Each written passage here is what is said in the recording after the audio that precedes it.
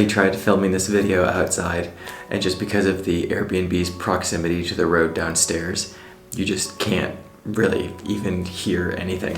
In this video, I'm going to be talking about what it takes to budget for long-term travel. So I brought it back inside and I'm trying to make the backdrop as interesting as I can because there's a lot of blank walls in this Airbnb. But yeah, anyway, so currently right now I am in Bolano, which is a small town on Lake Como in northern Italy.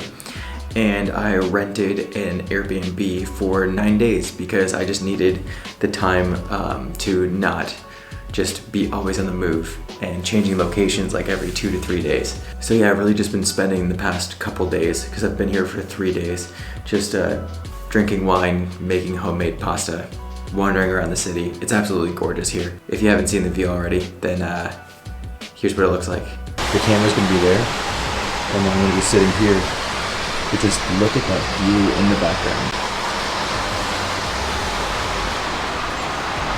So a few of you on Instagram asked me to explain how to budget for long-term travel. So it's really not difficult. It's really, really simple, and it's just a few steps. So we'll start off with the first one. Step number 1, have an idea on where you want to go. I personally didn't do this, and that affected my budgeting quite a bit. Because if you know where you're going to go, then you'll have an idea on how much it's going to cost. So really just think about where you're trying to go on this long-term trip. For instance, like how long you're planning on staying in more expensive countries like in Western Europe, because the further east you go in Europe, the cheaper it gets. And then of course, Southeast Asia is just super cheap on its own. So really just the further east you go, the less money you're gonna spend and the more your money gets for you. I personally picked some of the most expensive countries to start off with in Ireland, England, Scotland, Germany, and Italy. I'm thankful that I gave myself an extra cushion, which we'll talk about in a second. Step 2, decide how long you want to be gone for and how long you plan on spending in each country, because that's going to make an impact. If you want to be gone for a year, then you're going to need quite a bit of money. For me, I've been staying in each country for between 3 weeks to a month. And I've generally been spending between 2 to 5 days in each city or location.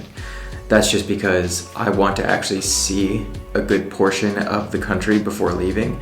I don't want to just go and, spend 5 or 6 days and then leave, because then that's not actually experiencing anything. It's costing a bit more because I'm staying in expensive countries longer, but overall, the less you travel, or the less you change locations, the cheaper it's going to be because you're not having to pay for public transit. The third thing you have to decide is how well you want to be living. Now there's couch surfing, which is free, and then on the other side there's staying in hotels. And then you have hostels, which are kind of in the center. So you need to decide, you really just need to decide how well off you're going to be living. That's not to say that hostels, just because they're the medium between couch surfing and hotels, are bad. I've stayed in quite a few very nice hostels, and that's the best way to meet people when you're traveling long term anyway. I just noticed how my sweater is just blending in with the background. Okay, this thing's coming off. We need some more color. There we go, that's a little better. Okay, I think I stand out a little bit better now. For me personally on this trip, I've been staying in hostels about 90 to 95% of the time. I'll get an Airbnb every now and again when I just need my own space, just so I can have my introverted time and not talk to anybody, have my own toilet. So it really just comes down to how much of your budget you want to allocate to accommodation and how important it is to stay in a nice place, or if you're okay with going somewhere that's not a 5-star hotel. The fourth thing you need to consider is what kind of activities you're going to be doing. Do you enjoy drinking? Because that's going to add up quickly.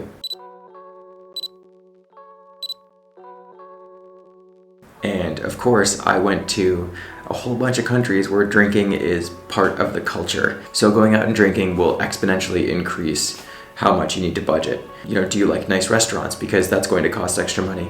Do you like doing adventure stuff? Because booking actual expeditions are going to be quite expensive as well. So really, once you have figured out where you're going to be staying and for how long you're going to be staying for, then you can look up different activities or expeditions that you want to do and just budget it out that way. Oftentimes you can do a lot of really cool stuff for free. For instance, each hostel that you stay in will generally have a free walking tour where you just tip the person at the end, and that's a great way to see most of the sights in the city. I personally enjoy a lot of outdoor stuff like hikes, so that doesn't cost any money. And a decent amount of the museums in Europe are free as well. So just start thinking about the types of things you want to do and if they'll cost money or if there are any free alternatives. And definitely use online resources like the website Trek Hard or other similar ones where you can input your travel style, you can put down what kind of accommodations you like, how often you're going to be changing locations, and if you'll be hitchhiking or taking a bus or a train to get where you are. And then it'll list out the countries based on that criteria.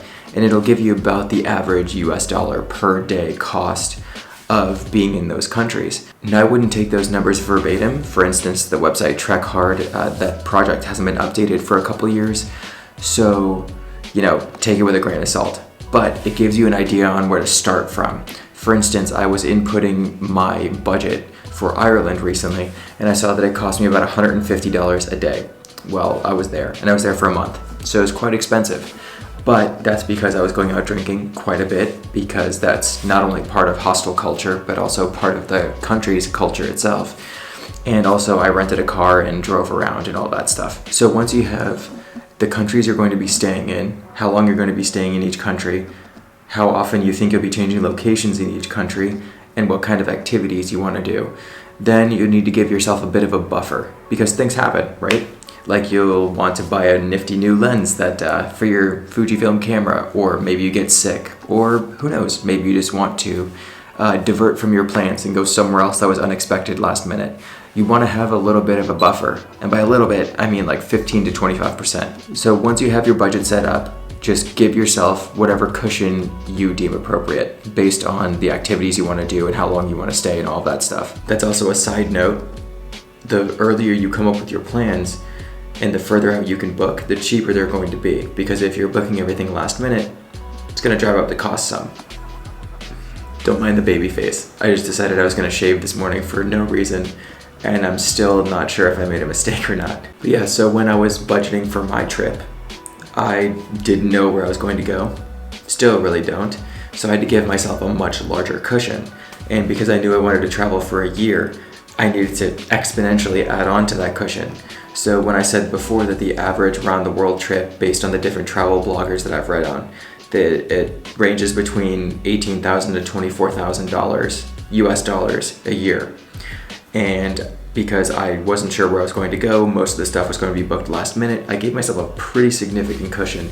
So I saved a little bit over 30,000 US dollars. I really hope I don't spend all of that during this time, because I've already spent quite a big chunk over the past 3.5 months. I also realized that I'll be going to Southeast Asia soon and cheaper countries soon. So then my expenses will kind of take a nosedive, which would be nice. Another thing to think about as well is if you have the possibility of making money on the road. Does your career allow for it? Will your job let you work remotely while you travel? If so, you don't really need to worry about this as much as I do. Now, my job, being a UI UX designer, can be remote, but I wanted to go on this trip as a break from the typical American 9-to-5 life, because I was doing it for 8 years and it was really just kind of draining me. So I'm thoroughly enjoying not working right now. I reserve the right to change my mind. I will probably maybe pick up some freelance work once I make my way to Southeast Asia. That way I'm making American dollars in a very cheap country, so I can build my savings back up again. But yeah, that's something for you to think about as well, if there are any money-making opportunities for you on the road. So yeah, those are my tips for budgeting for long-term travel. Do you have any further questions? Would you want to see an in-depth breakdown of my expenses during this trip so far? If so, comment below, let me know. Like, subscribe, all that YouTuber bullshit that I have to say, and I'll see you guys in the next video. Peace.